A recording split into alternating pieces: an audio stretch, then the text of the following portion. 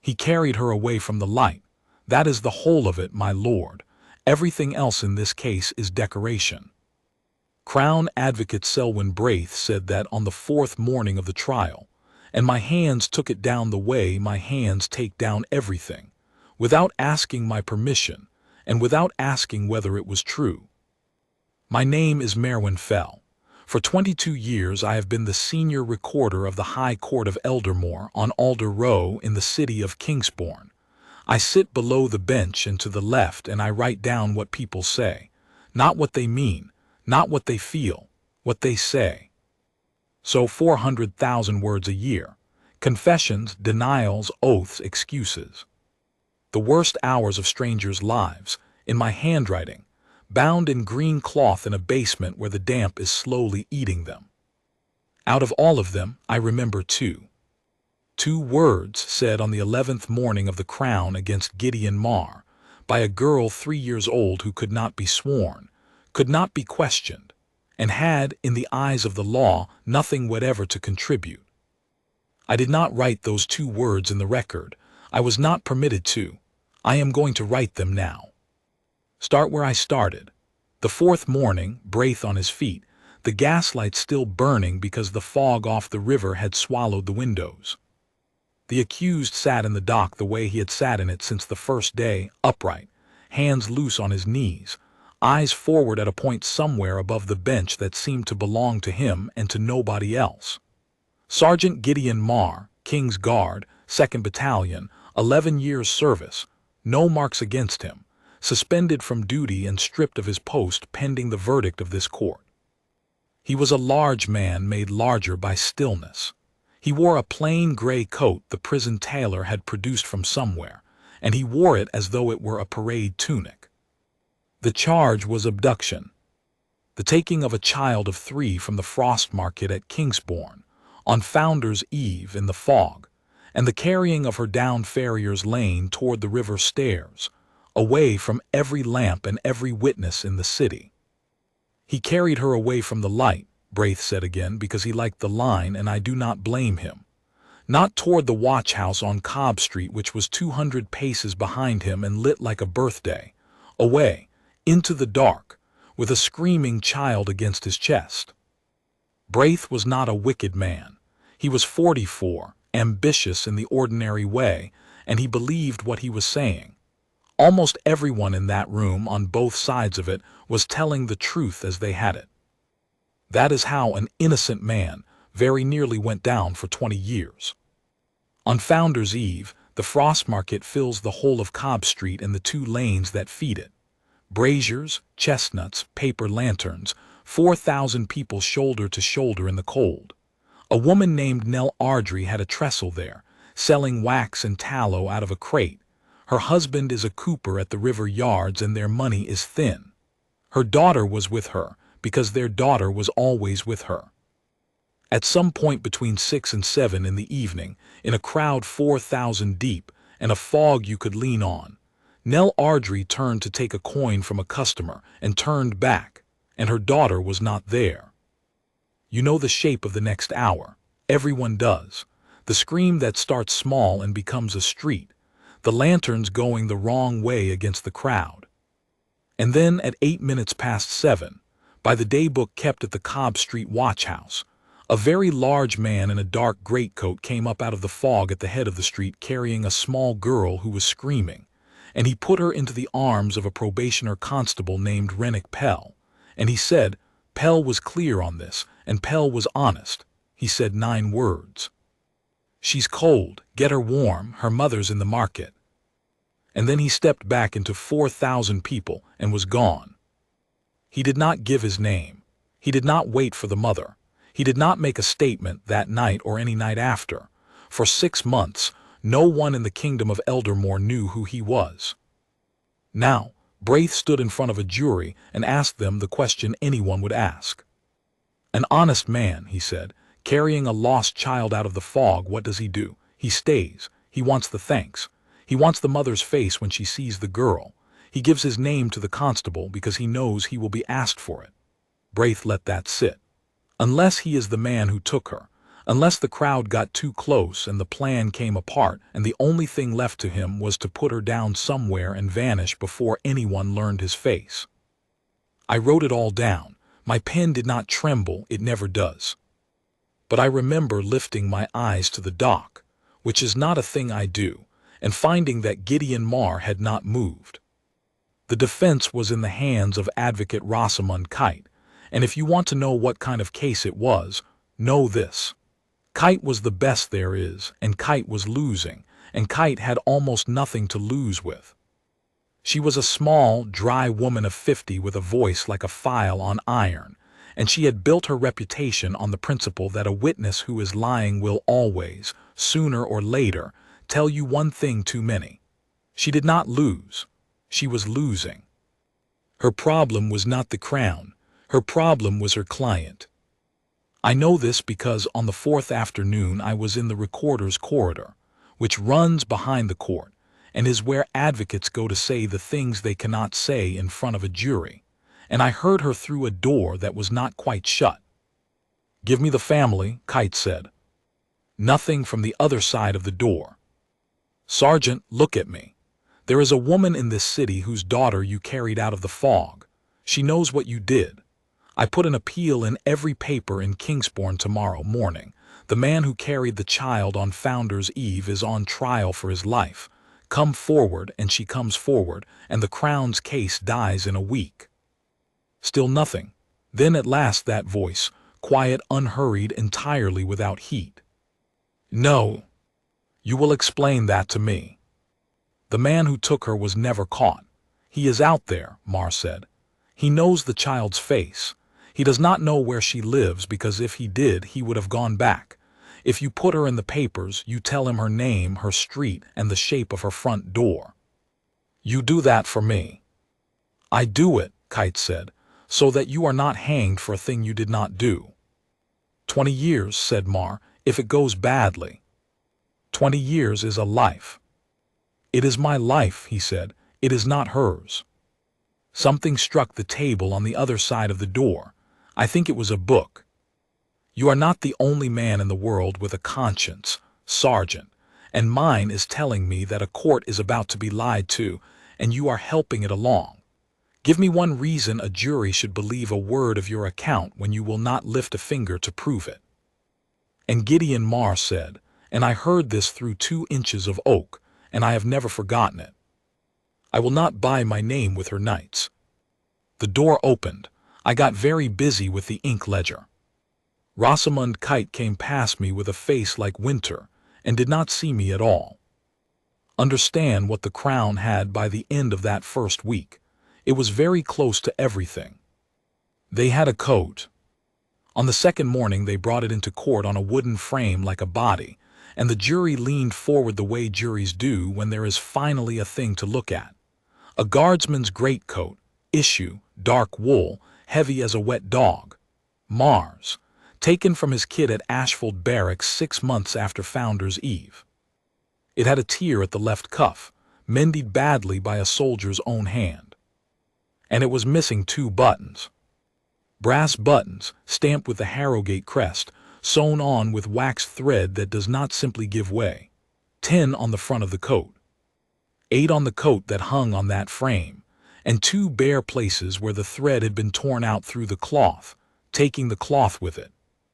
Braith stood beside it for a long moment and let the jury count. "One of them," he said, "was recovered in March by a boy fishing under the Millrace footbridge in the mud of the low tide." He held it up between 2 fingers, a little dull sun. "On the Millrace footbridge, my lord, which is the last crossing before the river stairs. Which is the last place on that whole black stretch of water where a man carrying a burden might stop, and think, and change his mind, or not change it." Kite was on her feet, and the judge, Lord Justice Emery Wardlaw, 71 years old, a face like a closed fist, put her back down with a movement of one finger, and told the jury they would hear the evidence for that assertion in due course, or they would strike it from their minds, and Braith bowed and did not look sorry in the least. "1 button under the bridge," Braith said, And the second, my lord, the second button of this coat, torn from it on Founder's Eve by hands we may fairly suppose were small and frightened. The second button is not under the bridge. It is not at the barracks. It is not in the accused's kit, his quarters, his locker, his boots, or his mother's house in Wendlow, all of which the Crown has searched. It is nowhere. A man who has done nothing wrong does not spend 6 months making a brass button disappear. A courtroom does not fall silent. Courtrooms creak and cough and rustle. What happened after Braith said that was different. 40 people in a public gallery all stopped breathing at the same moment, and for about 2 seconds the loudest thing in the High Court of Eldermore was my pen. I wrote, "It is nowhere." Braith gave that sentence to the jury as the last nail in an honest man's coffin, and he was quite right that everything turned on it. He was only wrong about one thing. He thought that button was nowhere. It was in a tin, on a shelf, in 2 rooms above a cooper's yard, in the fist of a girl who would not go to sleep unless she was holding it. The Crown called Iseult Crane on the 5th day, and I have thought about Iseult Crane more than I have thought about any of them, because Iseult Crane did nothing wrong. She was 61, a market woman, hands like tree bark, and she came into the box in her good coat and gave her oath in a voice that carried to the back of the gallery. She had sold fruit on Farrier's Lane for 31 years. Everyone in the room liked her within a minute. Braith knew that, and Braith let her talk. "I was in my doorway," she said. "There's a lamp at the Cobb Street end and a lamp at the bottom by the stairs and nothing in between, and the fog was thick that night, thick as fleece. And out of the market end comes this man. Big as a door. Dark coat, long, military cut. I know a soldier's coat when I see one." "How was he moving, Mrs. Crane?" "Fast, not running, but fast, long strides, head down, going * through the fog, not feeling his way through it, going through it like he knew exactly where he was going." "And what was he carrying?" "A little girl," said Iseult Crane, "held tight up against his chest with both arms, and she was screaming, sir, not crying, screaming, fit to break your heart." Braith let 10 seconds go by. He was very good. "Which way was he going?" "Down. Toward the river stairs." "Away from the lamps." "Away from everything," she said. "That's what stopped me, sir. There's the mill race, there's the stairs, there's the water. There's no reason on God's earth for a man to be carrying a screaming little girl down Farrier's Lane at 7 o'clock on Founder's Eve. Nothing down there but the dark." "Did you call out?" And here I copied the page out afterward for myself, which is a thing I have never done before or since. Here Iseult Crane stopped. She stood in the box with her chapped hands on the rail, and she looked at the floor, and everyone in the room understood at once that she had been waiting 6 months for someone to ask her that. "No," she said, "I didn't." "Why not, Mrs. Crane?" "Because I was frightened of him," she said. "God help me. He was a big man, and I am an old woman, and I stood in my door, and I let him go past." Then she said the thing that finished it. I've thought about it every night since. I could have said one word, and he'd have stopped or he'd have run, and either way she looked up, and she looked straight at the dock at Gideon Marr. Either way somebody would have known, and there'd have been no 6 months of that poor mother not knowing who had her girl. Kite cross-examined her for 40 minutes, and she was gentle, because you cannot be anything else with a witness the jury has decided to love, and because there was nothing to break. Every word of it was true. She had simply not seen the 4 minutes before. The worst evidence in the world is an honest witness. The liars break. They have too much to hold in their heads and not enough to hold it with. It is the truthful ones who sink you, because what they saw was real and what it meant was not. On the 6th day, the Crown called the probationer.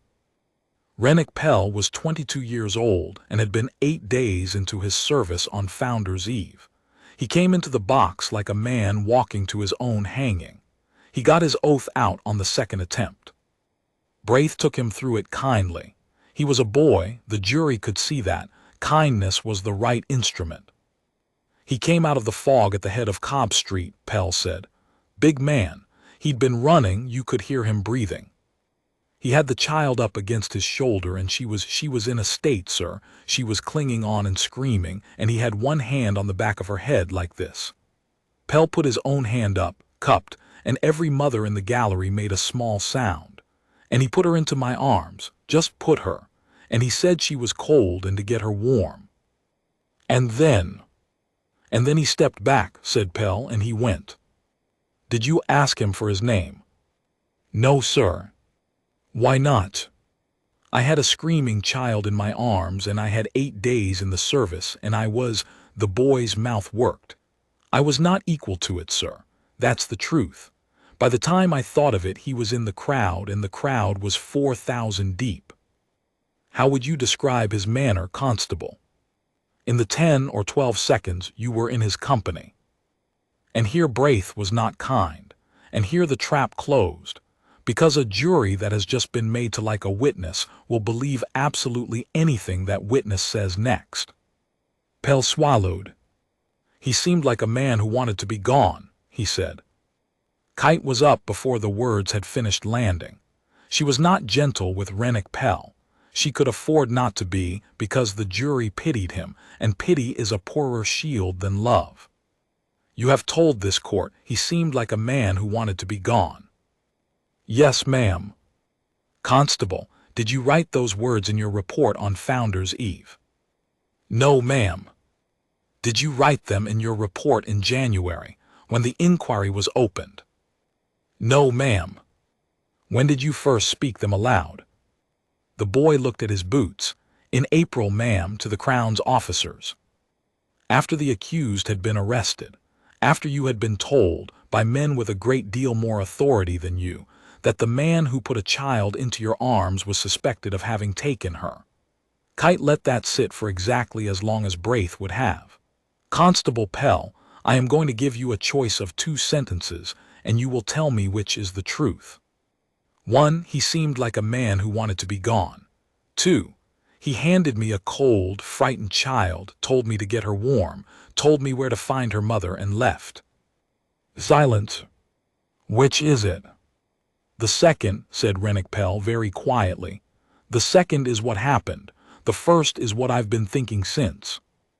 It was, I think, the best moment Rosamund Kite had in 11 days, and I saw her take a breath and let herself believe, for perhaps 90 seconds, that she was going to win this. Then Braith rose to re-examine, and asked the boy one question. Constable, in your 8 days of service, had anybody yet taught you what to do when a member of the public brings you a recovered child? Yes, sir. What is the procedure? You take the name of the person who brought her, sir. Always before anything. And why is that the procedure, constable? What is the reason for it? Rennick Pell, who was honest and who was 22, and who would carry this to his grave, said, because most children who are taken, sir, are taken by someone who was standing next to them all along. That night the fog lifted, and the papers went a-press, and by morning every stall in Kingsbourne was selling the story of the guardsman who carried a child into the dark. I have kept them. Guard's coat missing 2 buttons, the man who would not give his name, what was on the Millrace Bridge. There was a woodcut on the front of one of them, a great slab-shouldered figure in a bearskin with a bundle in his arms, drawn by an artist who had never seen Gideon Marr and did not need to. The regiment said nothing, the palace said less.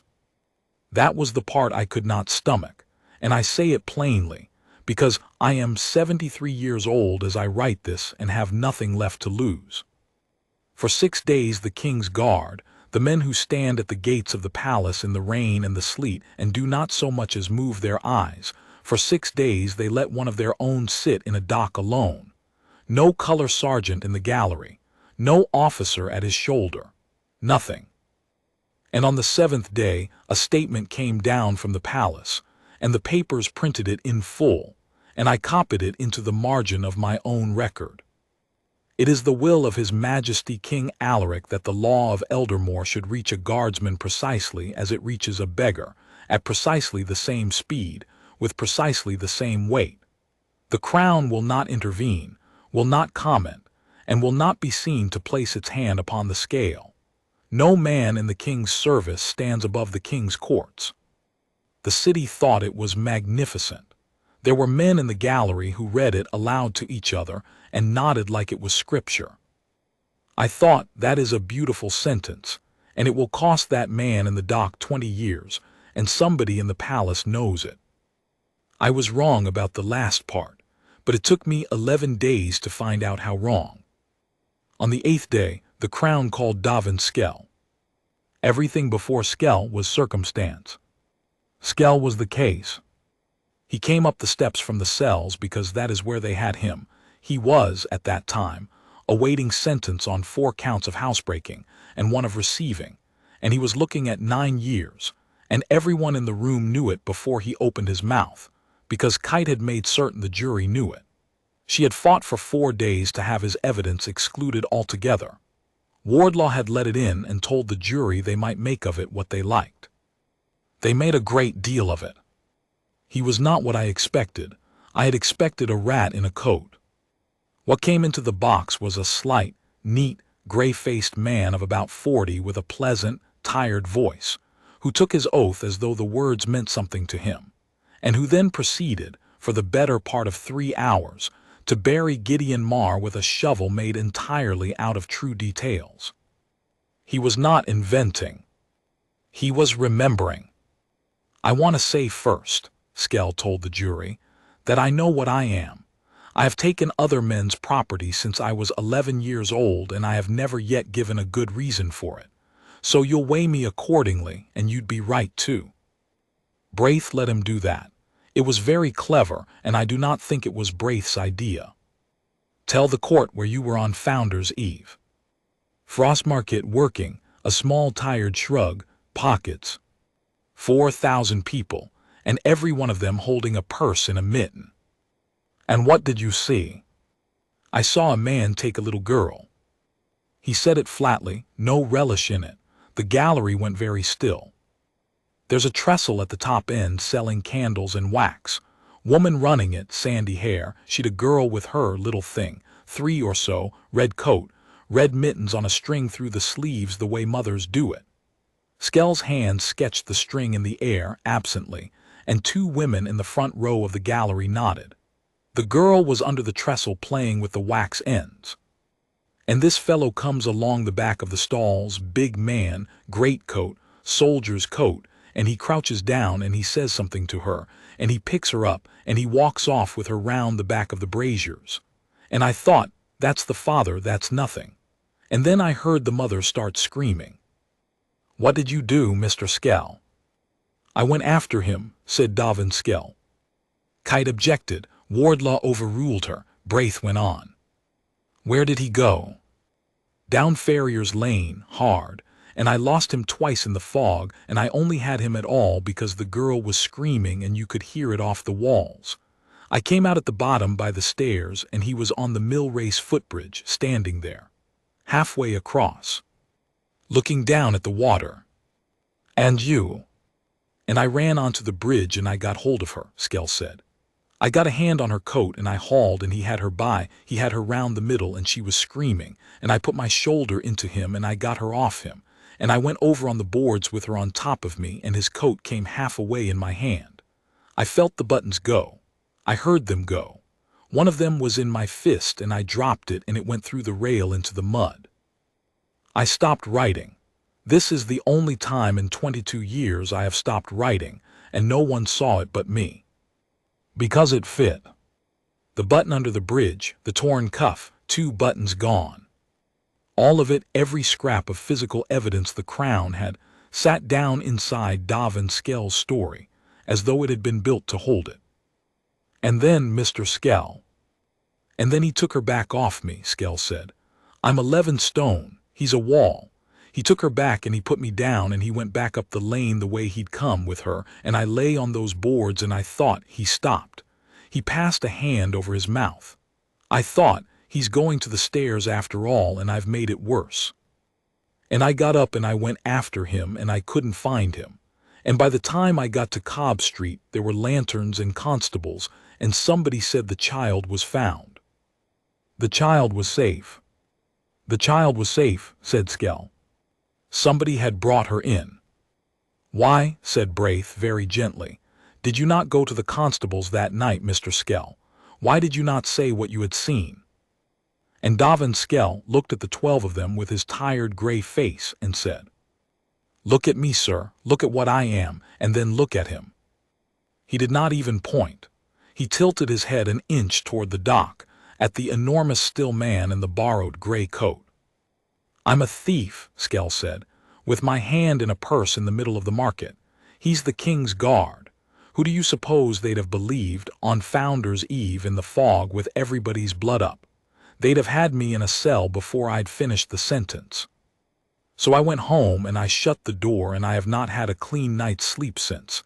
And when the officers came to me in April and said his name, I told them everything I've told you. I've been told plainly by my own advocate that saying it here may go to my credit at sentencing, and I'll not pretend otherwise. That was the 8th day. I walked home along the river, and I did not remember doing it. He had given them a motive for his silence, a reason for his record, the buttons, the tear, the bridge, and the water. And he had done it in the voice of a man who had come at last to the end of a long dishonesty and was setting it down. And every single physical fact in the Crown's possession agreed with him. What Rosamund Kite did with him is the reason I began to believe. She had him for 2 days. She did not attack the story. You cannot attack a story that fits. You will only fit it more tightly. She walked very slowly around the edges of it, picking up small objects and turning them over. Mr. Skell, the man on the bridge, his coat. Yes, ma'am. Describe it. Long dark wool, brass buttons, big ones crested. 10 of them. I didn't count them, ma'am. There were a lot. Was he wearing gloves? A hesitation, a very small one, perhaps half a second. White ones, said Dovan Skell. White gloves. Kite did not react at all. She moved on and asked him about the boards of the bridge and the height of the rail and the mud and whether the tide was up, and then she sat down. The following morning she recalled the regiment's quartermaster and established, in 11 minutes, that white ceremonial gloves are issued for duty, that a guardsman off duty in a greatcoat on a freezing night in a crowded market would be wearing his own leather ones, and that there is not a man in the 2nd Battalion who has ever been seen in the street in his whites without a rifle in his hands and a bearskin on his head. White gloves, Kite said to the jury, on a man moving fast through fog at night down an unlit lane. Mr. Skell saw white gloves, because if the gentleman in the dock was wearing his ceremonial whites in Farrier's Lane, half the city would have known his name before midnight. And if he was not, then Mr. Skell has told you on his oath about a pair of gloves he did not see, which raises the question of what else he has told you about. I felt the room move. I have sat below that bench for 22 years, and I can feel a jury change its weight the way a sailor feels a wind change. For 18 hours, Gideon Marr was going to walk out of that court. It was on the 10th day that the Crown broke him, and they did it with his own regiment.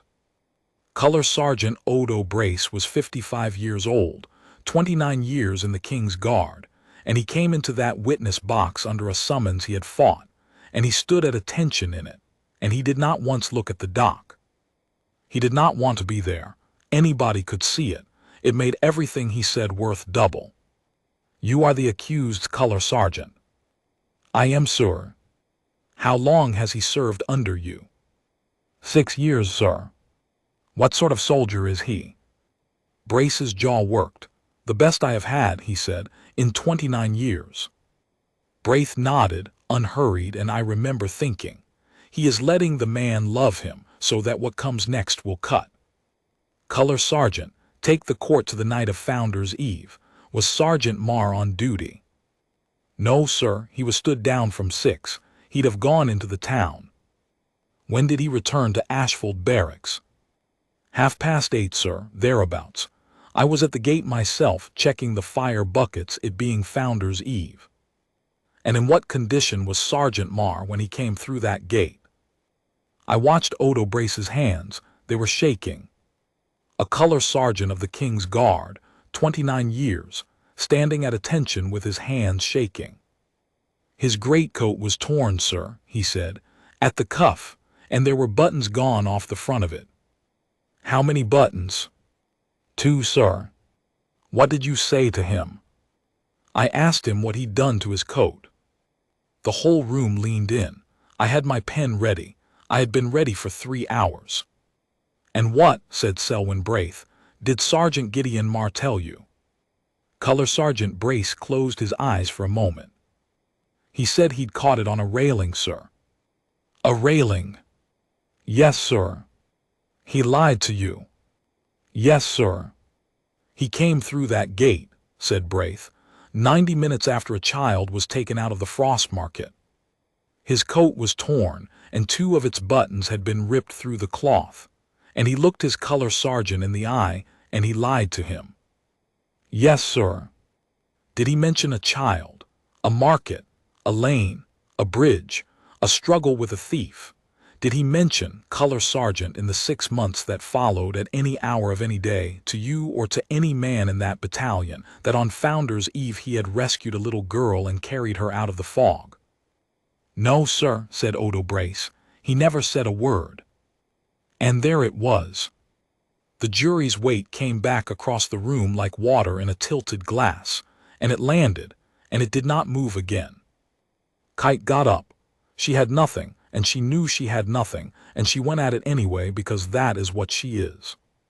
Color Sergeant Brace. In 6 years, has Sergeant Marr ever lied to you about anything else? No, ma'am. Not once. Not once, ma'am. Then you will help me with this. You have 29 years. What kind of soldier lies to his color sergeant about a torn coat and about nothing else ever in 6 years? Braith was up objecting before she finished. Wardlaw looked at Kite for a long moment over the top of his spectacles, and then, to my astonishment, allowed it. Odo Brace stood at attention in the box, with his eyes fixed on the wall above the jury. A proud one, ma'am, he said. She put him in the box on the afternoon of the 10th day. She had no choice. A man who does not speak for himself in his own trial has already, in the private arithmetic of every juror alive, said something. He came out of the dock and crossed the floor of the court, and I heard, for the first time, what his boots sounded like, and the room got that particular quality of attention that you can feel in your teeth. 11 days they had been looking at him. Now he was going to make a sound. He took the oath. His voice was exactly as quiet as it had been through the door of the corridor. Sergeant Marr, said Kite, on Founder's Eve did you take a child from the Frostmarket? No. Tell the court what you did. And he told them. He told them the way a man makes a report to an officer, in order, without adjectives, without once reaching for their sympathy. I wrote it all down, and it is the most extraordinary thing I have ever taken down, and it is the reason they convicted him. He had gone into the Frostmarket at 6:30 because he had a cousin selling rope at the bottom end and had promised to look in. He was in his greatcoat, his own leather gloves, no cap, off duty and, as he put it, nobody. He was standing at the chestnut brazier when he saw a man come along the back of the candle trestle, crouch, and pick up a small girl in a red coat. How did you know he was not her father? By how he held her, Marr said. Explain that to the court. A man carrying his own child holds her the way you hold something you're not thinking about, he said. He had her out at the front of him with both arms high, like a sack he'd been handed, and he was looking at the crowd and not at her. And he went the wrong way, away from the lamps, round the back of the braziers, out of the noise. Nobody carries a child out of the noise on Founder's Eve. That's where the whole night is. He went after him. He lost him at the mouth of Farrier's Lane and found him again by the Sound. He caught him on the Millrace footbridge. What happened on the bridge? I took her off him, Marr said. How? I got both hands on his coat and I put him against the rail and I said, give her to me. And he let go of her and I caught her, and he went past me and up the lane and into the fog. You did not pursue him. I had her, Marr said. You cannot chase a man with a child in your arms. If I put her down on those boards in the dark to chase him and he doubled back, he stopped. He looked at the floor, which he had not done once in 11 days. I had her. That was the whole of my duty, so I let him go. Sergeant, we have heard about your coat. 2 buttons, a torn cuff. She had hold of my coat, Marr said. When I took her off him, she got hold of the front of my coat with both hands and she did not let go of it for 3 streets. She was 3 years old and she had a grip on her like a boat rope. Something happened in his face then, very briefly, that no artist in that gallery managed to catch. She pulled a button off me on the bridge and one in the lane. I did not notice at the time. I noticed at the barracks.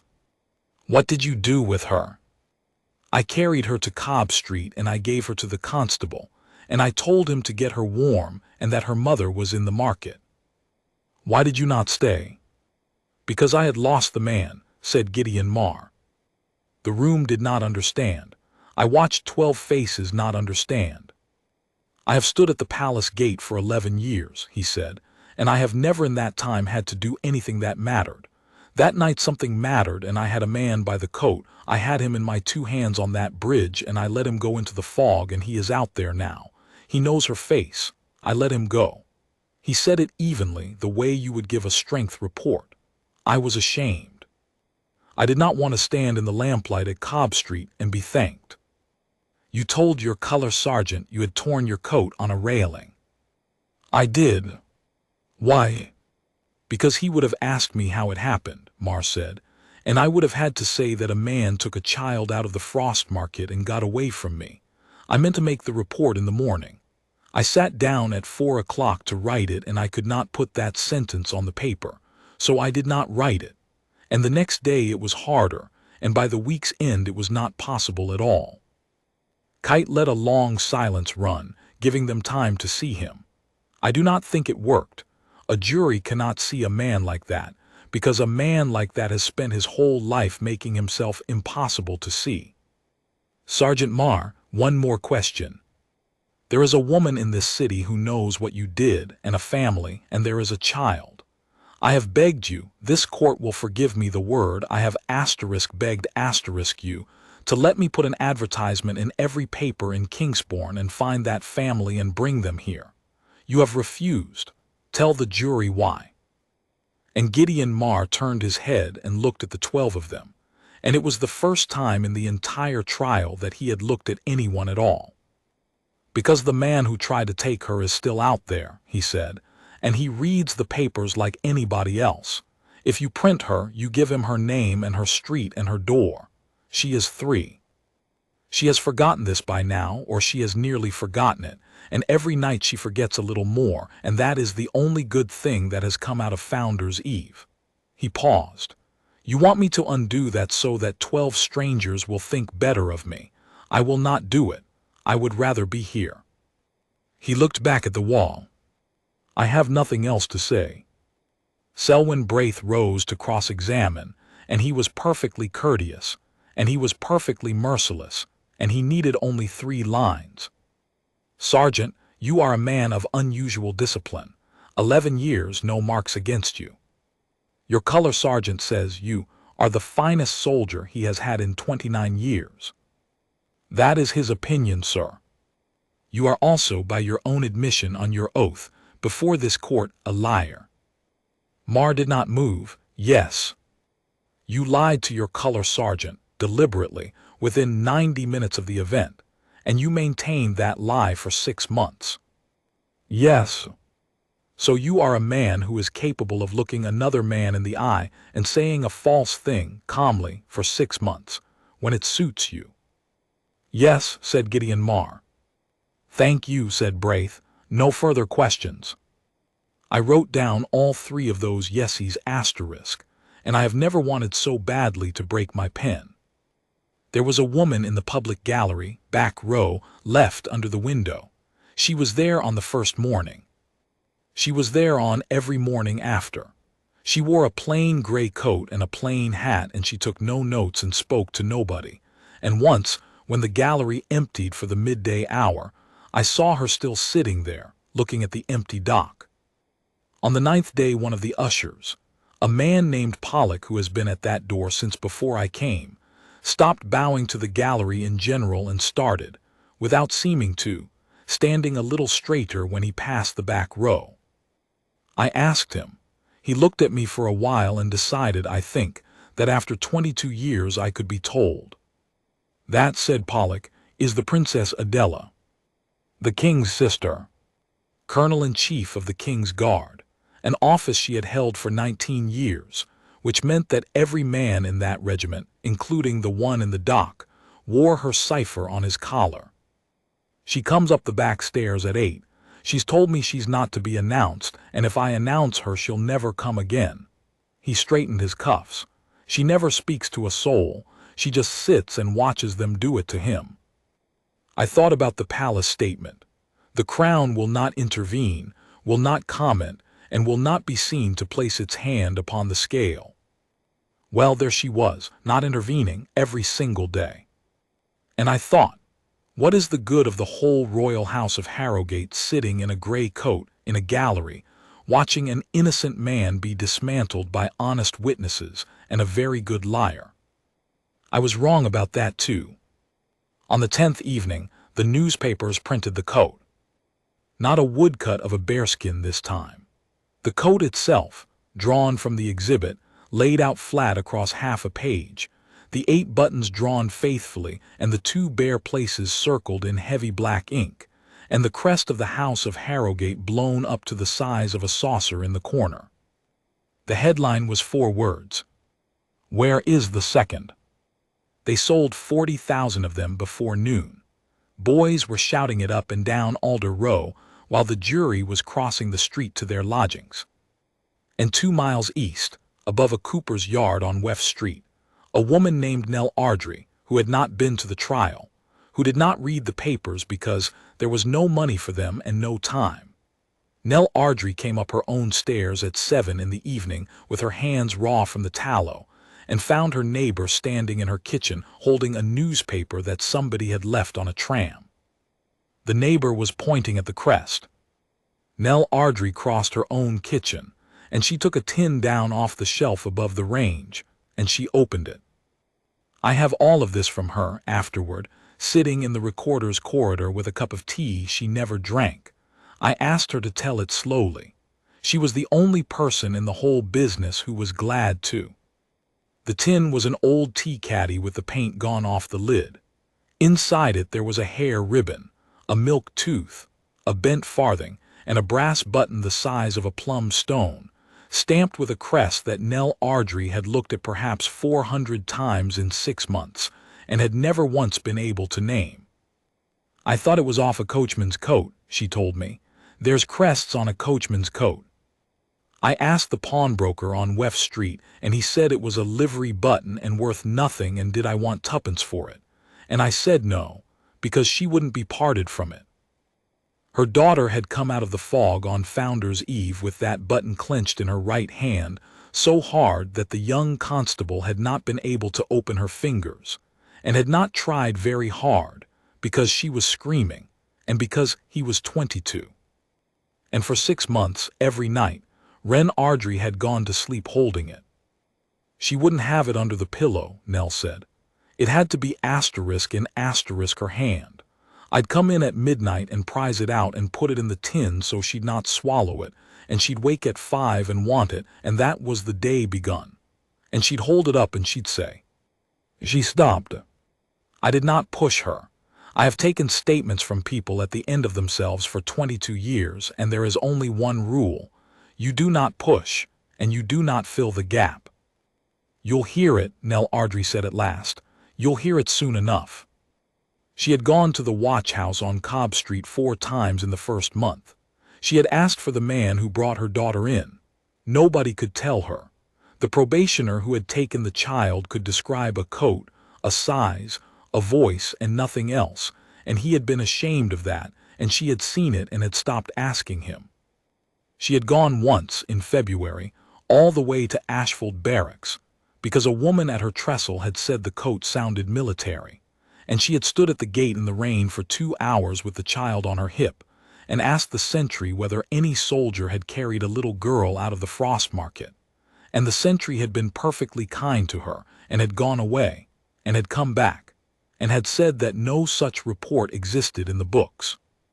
Which was true, because Gideon Marr had sat down at 4 o'clock in the morning and had not been able to write the sentence. "They didn't lie to me," Nell said. "I want that said. Nobody lied to me, it just wasn't there." And then she had written letters. 9 of them over 5 months in her careful, slow schoolroom hand to the palace. "To whoever it may concern, I am looking for the man who found my daughter. I only want to thank him. I have his button." 9 letters. She kept a list of the dates. Not one of them was ever answered. They tried to turn her away at the door. She was at Alder Row at 6:30 in the morning with the child asleep on her shoulder and her husband beside her, and she stood in the queue for the public gallery in the cold for an hour and a half, and when the doors opened, Pollock the usher, who has never once in his life led a small child into a criminal trial, because the rules of that court forbid it absolutely, put out his arm and said kindly that she could not bring the little one in. Nell Ardry said, "I have to speak to somebody." Pollock said, "Everybody has to speak to somebody, my love." And she said, "It's about the button." And Pollock, who had read the paper like everybody else, went perfectly still. He told me later that he was going to break 30 years of the rule and let her in. He never got the chance, because before he could open his mouth, a woman in a plain gray coat who had been standing 3 places behind them in the public queue, in the *Q*, at 6:30 in the morning, like anybody else, stepped forward and said, "May I see it?" Nell Ardry, who did not know who she was, who had no reason on earth to trust her, and who had been carrying this thing alone for 6 months, took the tin out of her coat and opened it. Princess Adela of Eldermore looked at the brass button lying in an old tea caddy on the steps of the High Court, and then she turned it over with one finger. On the back of it, scratched into the metal with the point of a knife, in the way that every guardsman marks his kit, were 3 numbers. 229. The princess did not say anything for a moment. She put the lid back on the tin herself and closed Nell Ardry's hands around it. Then she said to Pollock, "Get Advocate Kite, now, and do not let this family out of your sight." What happened next took 4 hours, and I recorded every word of it, and it is the finest thing I have ever seen done in that building. The law of Eldermore is perfectly clear. A child of 3 cannot be sworn, because an oath means nothing to her. A witness who cannot be sworn cannot give evidence. A statement made by such a child is hearsay and is inadmissible, and an identification made by a child of that age is worth precisely nothing in law and is a positive danger besides, because a small girl in a strange room full of frightening adults will point wherever she believes the adults want her to point. Selwyn Braith said all of that, and every word of it was correct, and he was right to say it. My lord, I make no attack on this family. God forbid. But what is proposed is not evidence. It is theater, and it is theater performed by a 3-year-old girl who cannot know what a courtroom is, in front of a jury who will be moved by it precisely because it is not evidence. Rosamund Kite did not argue the law with him. That is why she is the best there is. She said, "My lord, I do not ask the court to hear her. I ask the court to look at her." Wardlaw took off his spectacles. "Explain." "The Crown's case," Kite said, "is that on Founder's Eve the man in that dock carried this woman's daughter down a black lane toward the river with the intent of doing her a harm that does not need naming in this room. It has been put to this jury for 11 days. I do not propose to ask the child a single question. I do not propose to have her sworn or examined or cross-examined. I propose something the law has always permitted in every court of this kingdom, since long before you or I put on a gown, an identification. Put 6 men in a line. Let the crown choose them, search them, place them, and stand between them if it wishes. Let no one speak to the child or look at her or touch her. Let her mother hold her hand and say nothing at all. And then let this court watch what a 3-year-old girl does when she is put in a room with the man the crown says carried her into the dark. She let that sit. My lord, if the crown is right, she will not go near him. Braith was on his feet. He was white. He knew, I think, exactly what was being done to him, and he knew that he could not stop it without appearing to be afraid of it. My lord, this is an appeal to sentiment. It is an appeal to a child's memory of a man, said Kite, which is the only kind of memory in this world that has never yet been bought with a reduction in sentence. Emery Wardlaw sat behind that bench for a very long time. He was 71. He had sent 11 men to the gallows, and he had a reputation as the hardest judge on the Northern Circuit, and I had never in 9 years before him seen him do a single thing that was not written down somewhere in a statute. The child will not be sworn, he said at last. She will not be questioned. She will not be spoken to. Nothing she says or does will be evidence in this trial, and I shall direct the jury in the strongest terms that they may not treat it as evidence. And if they are unable to accept that direction, they will tell me so now. Nobody in that jury box moved. The gallery will be cleared, Wardlaw said. Every one of them. The press will be excluded, Mr. Pollock. You will lock the doors and you will stand against them. Counsel will remove their wigs. The witness box will remain empty. Sergeant Marr will be released from the dock. He looked at Braith. The Crown will select the line. Choose your 6 men, Mr. Braith, and choose them well, for you will hear no complaint from me afterward. He put his spectacles back on.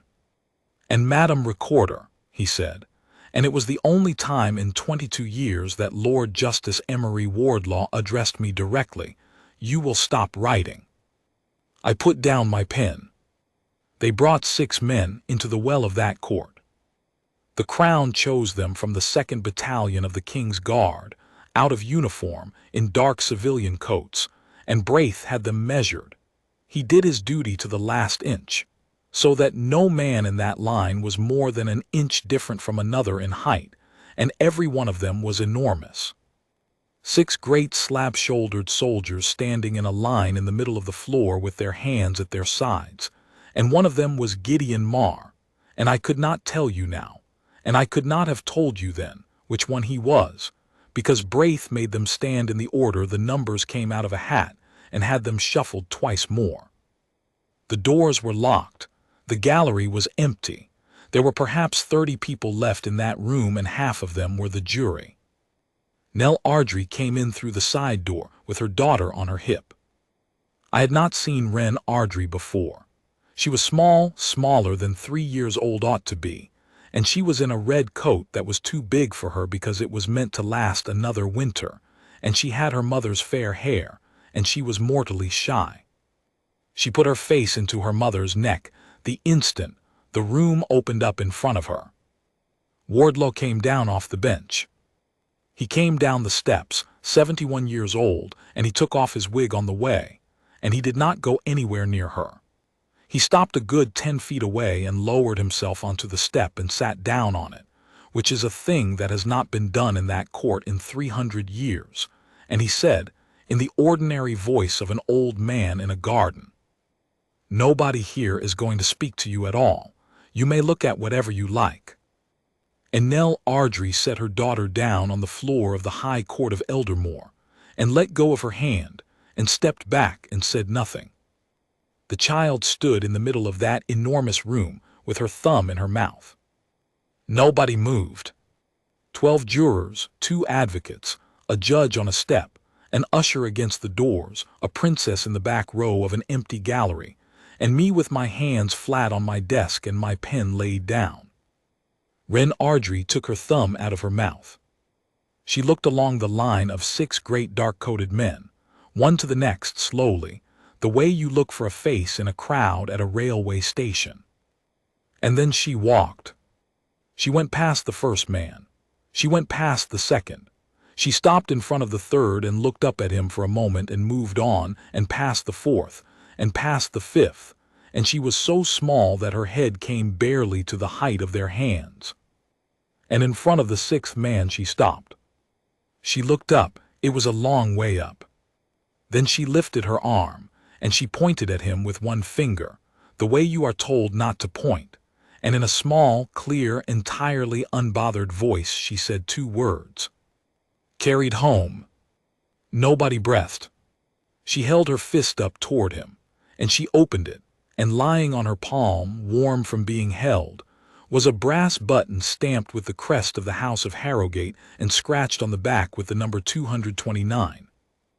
And Sergeant Gideon Marr of the King's Guard, who had stood at a palace gate for 11 years in rain and sleet and heat without moving so much as his eyes, who had sat in a dock for 11 days while honest people told the truth about him and buried him with it, who had not defended himself, who had not spoken, who had not asked for one single thing, went down on one knee in front of her and put his face in his hands and broke. I had been ordered to stop writing, and I had stopped, and so there is no record of it. In the bound green volume of the Crown against Gideon Marr, between the last word of the argument on admissibility and the first word of what came after, there is a gap of 11 minutes. 11 minutes, in which a 3-year-old girl put her hand flat on the top of a soldier's bowed head and patted it twice, in the manner of somebody comforting a very large dog, and then said, "Don't cry," which is 3 words, and which I am therefore permitted to leave out. I have never obeyed an order so badly. That night I went home and I sat at my own table and I wrote the whole of it out longhand from memory, and then I read it over, and then I put it in a drawer. Lord Justice Emery Wardlaw went back up to his bench and put his wig back on and became a judge again, and his voice when it came was as dry as a ledger. I remind the jury that they have seen nothing which is evidence in this trial, and that they must not treat it as such, and I shall say so again at the proper time. He looked over his spectacles. "Mr. Braith, have you any application?" Selwyn Braith stood up. "I have thought about him a great deal, and I will say this for him. He could have fought. He had 11 days of honest testimony and a jury who had already leaned. He could have got up and told them that a small girl in a strange room will go to the kindest face she sees, and it might well have worked. He did not make it. 'My lord,' he said, 'before I make any application I would ask leave to recall Dovan Skell.' Kite's head came up. 'On what basis, Mr. Braith?' 'On the basis,' said Braith, and his voice was not entirely steady, 'that the Crown does not wish to convict this man, and I have a question I did not think to ask.'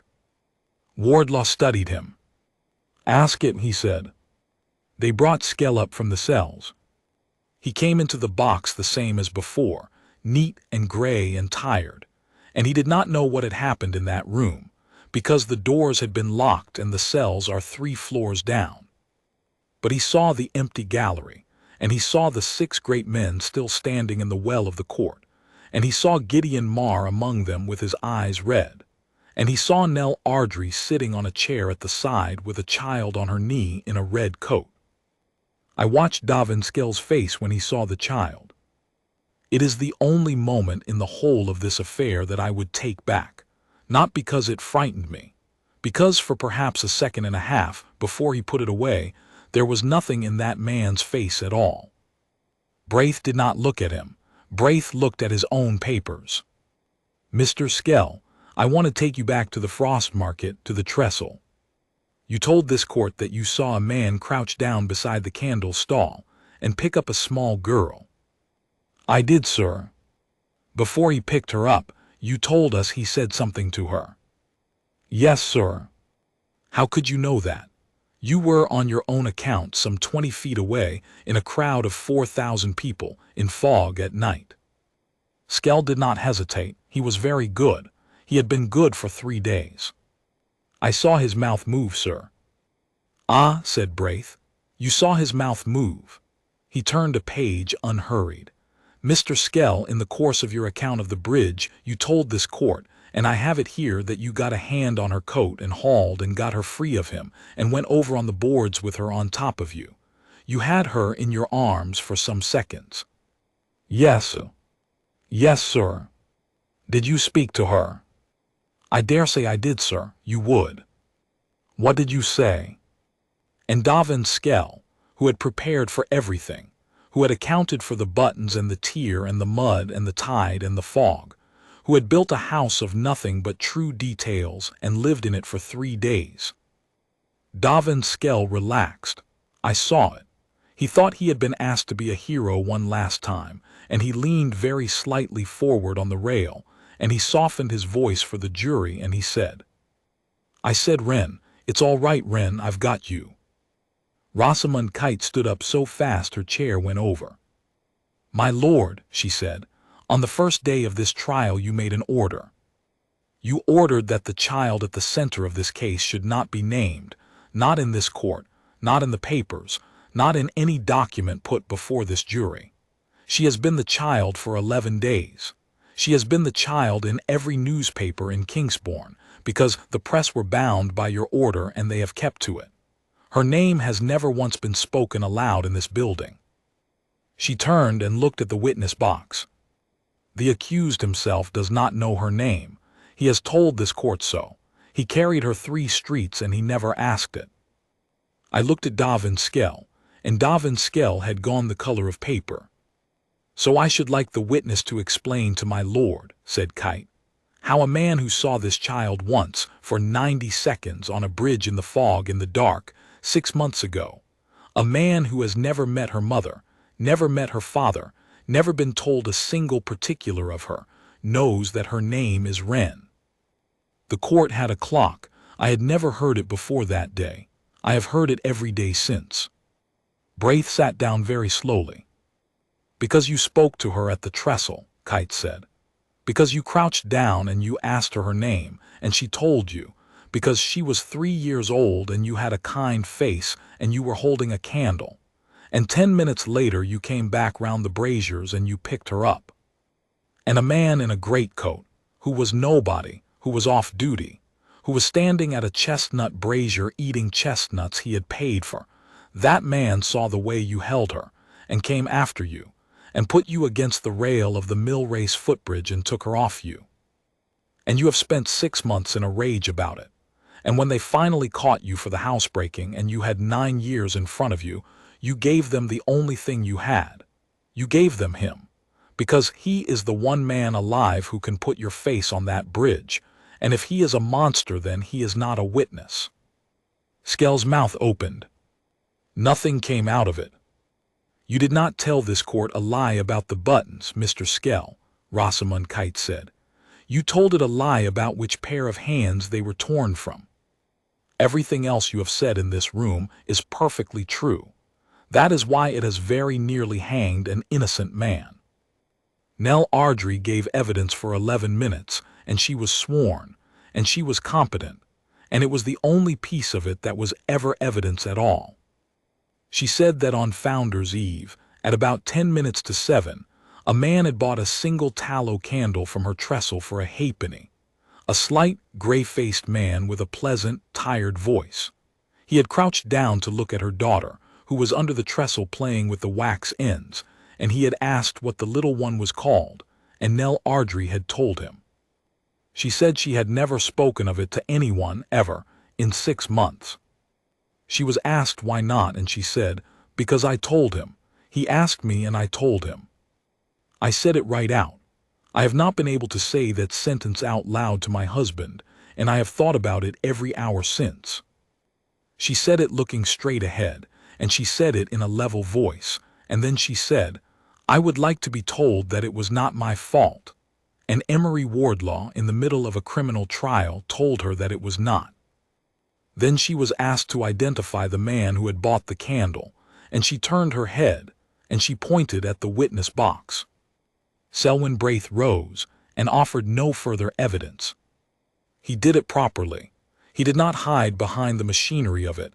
He did not mumble it and sit down. He stood in the middle of the floor of the High Court of Eldermore with his hands at his sides, and he said that the Crown withdrew every allegation it had made against Sergeant Gideon Marr, entirely and without reservation. That the fault was the Crown's and not the court's and not the jury's, and not that of any honest witness who had told the truth about 10 seconds of a foggy lane, and that he had been wrong. And then he turned around and faced the 6 men standing in the well of the court, and he apologized to Marr by name. Wardlaw directed the jury to return a verdict of not guilty. They did not retire. The foreman was on his feet before the direction was finished. 11 days, it took 40 seconds to undo. Dovan Skell was taken down from the box and charged that evening with the attempted abduction of a child and with perjury. He was tried in the spring before a different judge. I recorded it. He is where he ought to be, and he will be there for a very long time, and I have written down all of his words, and I do not propose to give him any more of mine. There is a piece of this that I did not learn until afterward, and it is the piece that has stayed with me. On the 8th day of the trial, the day Skell gave his evidence, the day the case was made, the Crown's own bundle of exhibits was sitting on a table 9 feet from where I sit. In it, because the Crown is thorough, was the daybook of the Cobb Street watch house for the night of Founder's Eve. Nobody had read past the first line of the entry. The first line says the child was brought in at 7:08 by an unidentified man. The 4th line, in the round, laborious hand of a probationer constable 8 days into his service, who was trying very hard to do everything the book required of him, says this: child could not be quieted, would not release a brass button held in her right fist, did not attempt to force her hand. It had been in the room the entire time. They recalled Rennick Pell to read it. He stood in the box with his own daybook open in his hands, and he read out his own sentence to a court that had heard the Crown say it is nowhere. And halfway through it his voice went, and Wardlaw let him stand there and gather himself, and nobody in that room made a sound. He got to the end of it. Then he said, "I'm sorry, sir, I wrote it down. I wrote it down and I never." And Gideon Marr said from the floor of the court, "You did your job, constable." It was the first time he had spoken since the child said her 2 words. Rennick Pell is a sergeant now, at Cobb Street. I hear he is very hard on his probationers about the daybook. Iseult Crane came back on the last afternoon. She had not been in court since she gave her evidence. She had been at her stall, selling fruit on Farrier's Lane, and someone had run down and told her, and she had left the stall standing and walked up to Alder Row in her apron. She found him in the corridor. I was 3 feet away, and I make no apology for it. She was 61, and she had told the truth, and the truth had very nearly killed a man. And she stood in front of him with her hands twisting in her apron and could not get a word out. Gideon Marr looked down at her. "Mrs.," he said, "you saw a big man carrying a screaming child into the dark, and you told 12 strangers exactly what you saw on your oath, and you did not soften it to make them like you." "I should have called out," she said. "In the lane, I should have called out and I didn't." "You were right to be frightened," he said. "You were right about everything except who I was, and that was not yours to know." And then, because he was who he was, he said, "You'd have made a good witness for me if I'd let anyone go looking.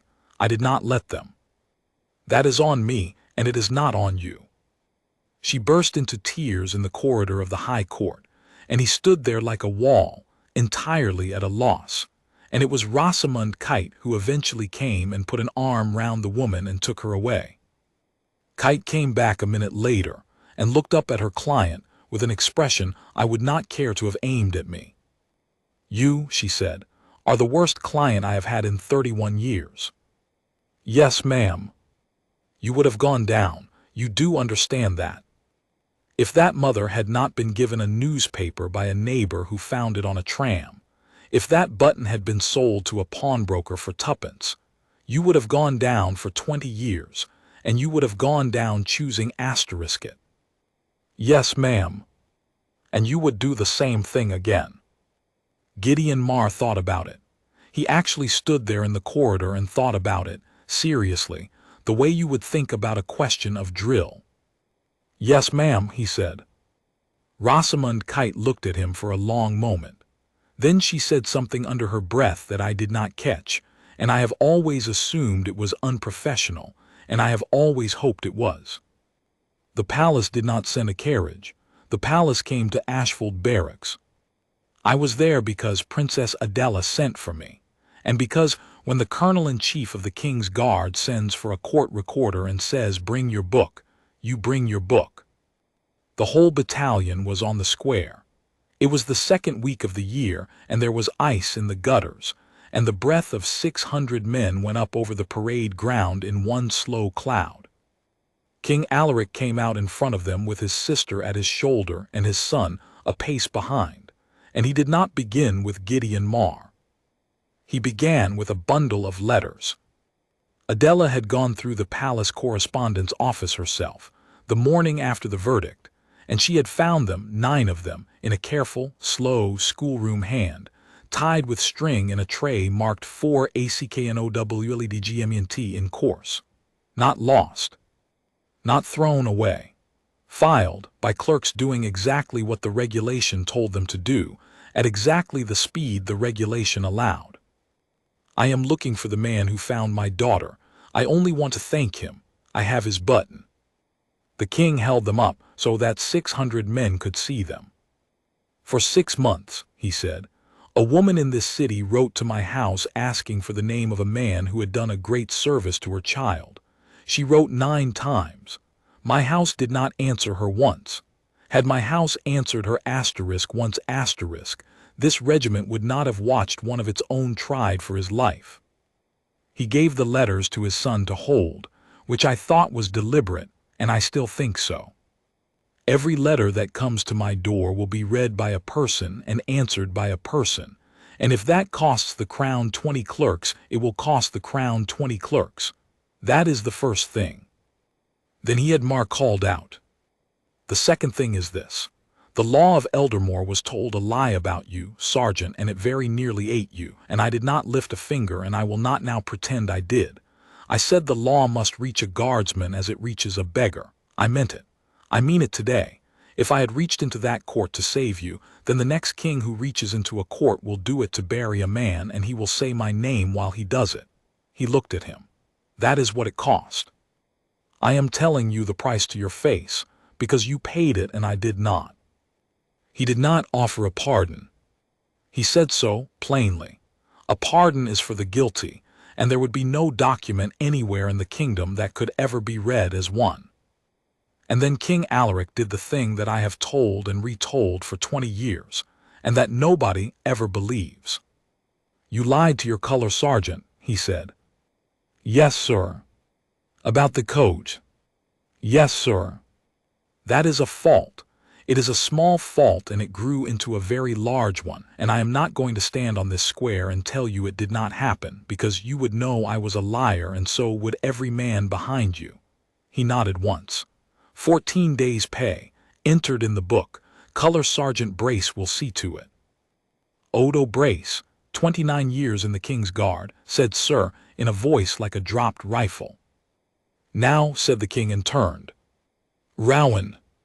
The crown prince came forward with Marr's tunic over his arm, the scarlet, brushed, the collar bearing his aunt's cipher and his bearskin and his rifle.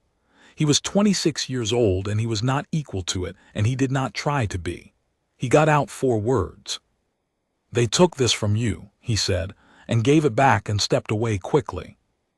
It was Adela who spoke last, and she spoke to the battalion, not to Marr, and she did not raise her voice at all, so that 600 men had to lean into the cold to hear her. He was asked in that court to save himself by putting a small girl's name in every newspaper in the city. He refused. Because he refused, her name was never printed, and because it was never printed, the man who wanted her could not know it, and when that man said it out loud in the witness box, it convicted him. His silence nearly destroyed him. His silence is the only reason we caught the man. Both of those things are true, and I do not have a lesson for you that reconciles them, and I would not trust anyone who did. She let that stand in the cold for a moment. Only this: a regiment that leaves its own man to stand alone in a dock for 11 days should not sleep well, and this one will not, and I shall see to it. He went back on post the following Monday. I am told I was not there. I have only this from Pollock, who had it from his brother, who drives a cab, that on the anniversary of Founder's Eve, the year after, a woman and a cooper and a small girl in a red coat came and stood at the railing of the palace forecourt in the crowd with everyone else, and looked at the sentry, and the sentry looked straight ahead over their heads at nothing at all, because that is his duty, and there is no exception in the standing orders for a girl who is 4. He did not move, he could not. She waited a long time.